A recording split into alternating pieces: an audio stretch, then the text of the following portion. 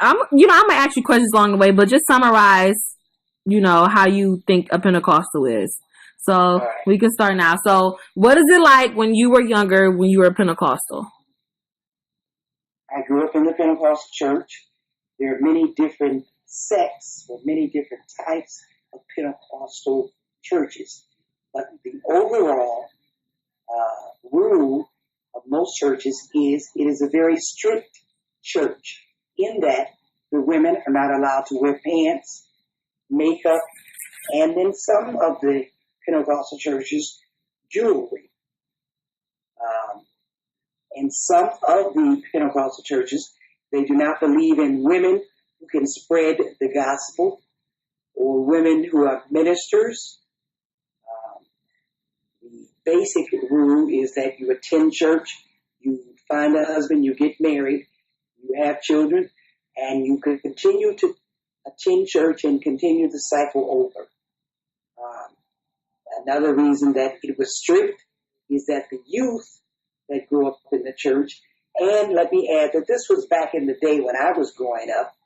Some of the churches, Pentecostal churches, are still like that, and some of them have let up in some of their doctrine and some of their rules and some of their regulations.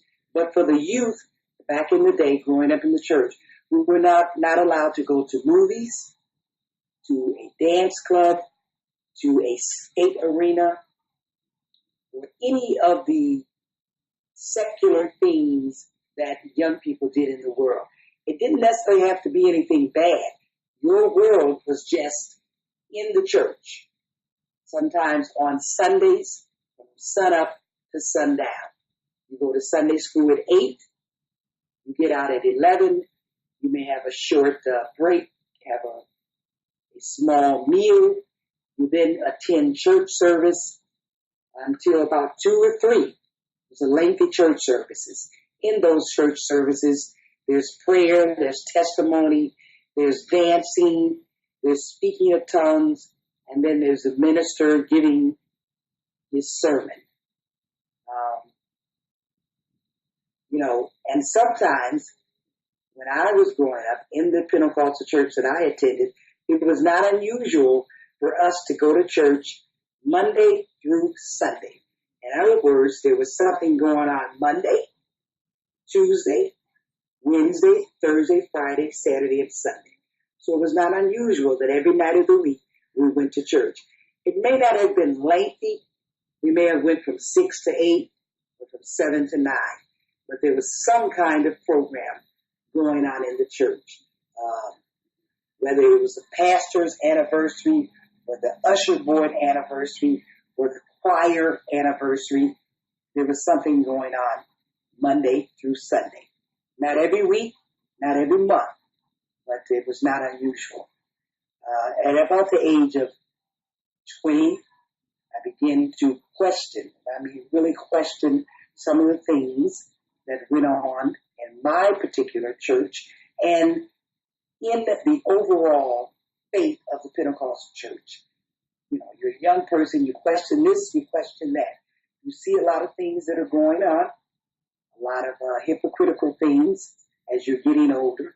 Some things that your pastor or your minister or your missionary may say, but you see different things going on in the church. So about 20, I began to question a lot of things. And so by the age of 25, I chose to leave the Pentecostal faith that I grew up in. The Pentecostal faith that I grew up in was what you call COG, the Church of God in Christ. And again, I want to stress that not all the Pentecostal churches of God in Christ are as strict. Some are stricter than others. And as I begin to question, some of those things were man-made rules and regulations. And one may say, well, it was based on the Bible. But a lot of things were based on the Old Testament. And I begin to question, I went to school, graduated from high school, I went to school, then I began to question things. We don't live back in the Old Testament. We don't live back in the New Testament. But some other things, some of the scriptures, yes, you can take them and apply them to your life, and you might want to abide by them. But I didn't feel you had to go to church to do that, because it was just a lot of things that went on in the church as I got older. So anyway, by the age of 25, by my own choice, I decided to leave the church, and I left the church, and I never went back.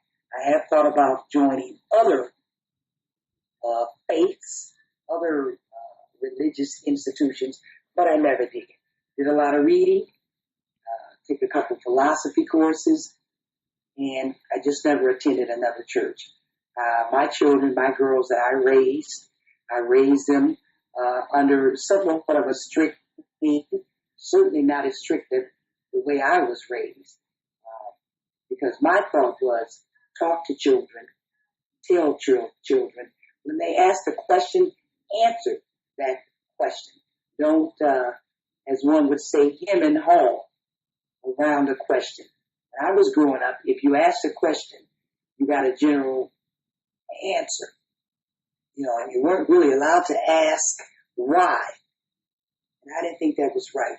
When a child asks you a question, they deserve an answer, and not a hem and haw answer. So when I left and I got married and I raised my girls, any question they asked me, I gave them an honest answer. If I didn't know, and they'll tell you this, I went and looked it up, and I got back with them. So I didn't play around when it came to that, because, each generation changes. Our world is changing. Our children are changing. And so children deserve an answer. I didn't want, and I'm sure some questions my children did get answered in the street, but I told them, you can ask me anything from A to Z, and trust me, I'm going to give you an answer. Why did you say you didn't raise us with, the Pentecostal faith or whatnot? Well, because I thought it was too strict, and I thought it was too hypocritical. A lot of hypocrites within the church, and I didn't want them to go through that, because sooner or later they would begin to question, I saw sister or brother so-and-so do this, and I thought they were the deacon, or I thought they were on the minister staff, or I thought they were the pastor.